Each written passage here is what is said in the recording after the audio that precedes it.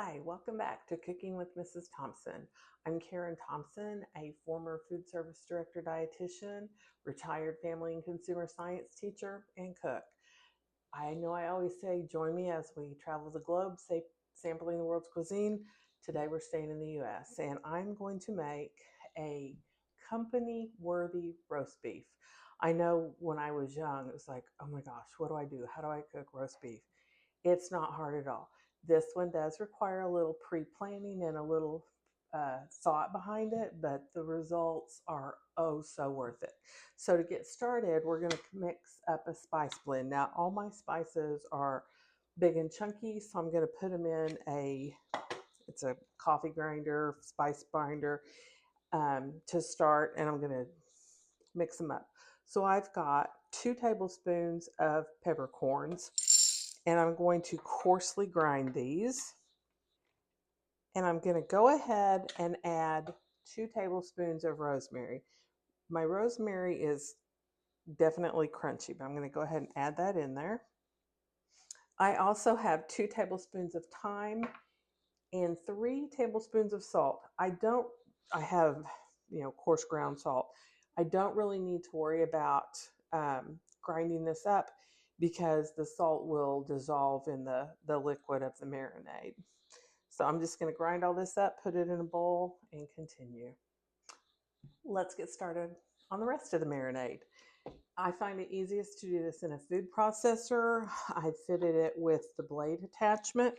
And to this, I'm going to add an 8-ounce bag of pitted prunes. Now, this is a brand new bag, so the prunes are nice and plump. If your prunes are a little old, you'll want to rehydrate them. So I'm going to add this.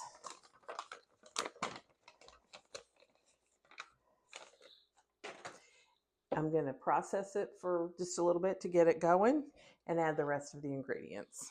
It's kind of forming a ball, and that's fine.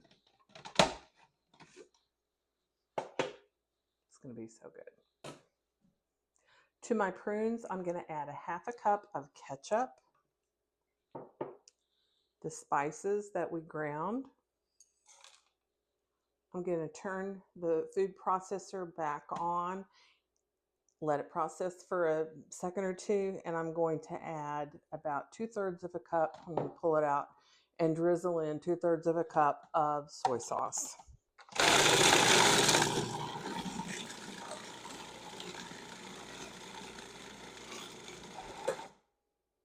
And that's it. That's our marinade. You wouldn't think prunes would be great, but I promise you, this makes the best company-worthy roast. Let's talk about the roast for a second. I'm using rump roast. You want about a 5-pound roast or 2.5-pound roast. I have a hard time finding a 5 or 6-pound roast at the grocery store. So we'll do 2 of them, and that's going to work just fine. Rump is generally a little bit cheaper cut of meat, but it's going to work perfectly for this. Because of the marinade, it's going to add so much flavor and tenderness. It's going to be really good. This is a recipe I cooked with my kids at school. We had a big family dinner, and it was so much fun. My foods class was right after lunch, and so we took the whole class plus lunch, and we sat down at the table. We invited the principal. It was a great memory. This was the main course that we served. So to prepare the roast, you're going to take a chopstick or knife, and we're just going to hole it. And you want to do, I don't know, 40, 50 holes per roast.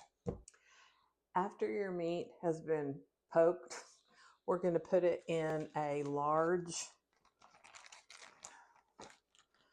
Ziploc bag. This is a gallon one. Maybe it's a 2-gallon. It's a big one. So I'm just going to put this meat in there. Both of them are going to fit in the same one. Hands wash. I'm going to add my thick, wonderful marinade to the meat, zipper it up, and put it in the refrigerator for 48 hours, 2 days. After all my marinade is in the bag with the meat, I'm going to close it, get as much air out as I can. Make sure it's good and closed. And I'm just going to try to massage this marinade all over the meat. Good and coated. I'm going to just put this in the refrigerator, and every time I open the fridge and think about it, I'm just going to massage this meat a little bit, trying to keep everything nicely coated. The roasts have marinated for 48 hours and it's time to cook. So I'm going to put them both in a heavy Dutch oven, and they're all nice and sauced, but I'm going to scrape up or scrape off most of the marinade. Not all of it, but I'm just going to pull it out, scraping it. You can see I almost had to stack them in my pot or my Dutch oven. I'm going to cover, place them in the oven at 325 for 2 hours. At that point, I'll check it for doneness. My house smells so good. I just pulled the roast out of the oven. Let's have a peek. Ooh, look at the steam coming off of there. I am going to set this aside, pull them out, set it aside, and we're going to make some gravy. And let's use these lovely pan drippings to make some really, really good gravy. So let me get my fire going. I'm going to add to this a quart of beef stock. You can use beef stock, beef broth, bone broth. I've got bouillon and water. So I'm going to add that and let this come to a boil. Once it boils, we'll thicken it. Note to self, you have to turn this thing on, then hit start. The portable cooker is new to me, but figured that one out. I have a nice rolling boil going. In this glass, I have about 6 tablespoons of flour, and then I filled it up with water, and that's what we're going to thicken with.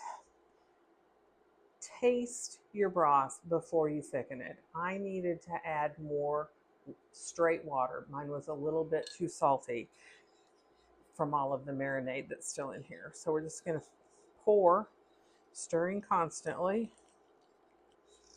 Look at that. It's getting thick. It's getting delicious. I'm going to get a spoon. This one will work. Taste for seasonings. See if I need to add anything. Perfect. Not a thing.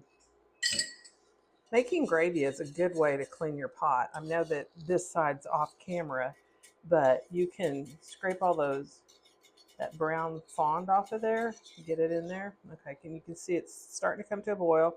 I'm just going to reduce the heat and let it simmer while I slice the meat. My favorite knife. I'm going to cut this big long piece in half because the way the grain is on it. Oh my gosh. This looks so good.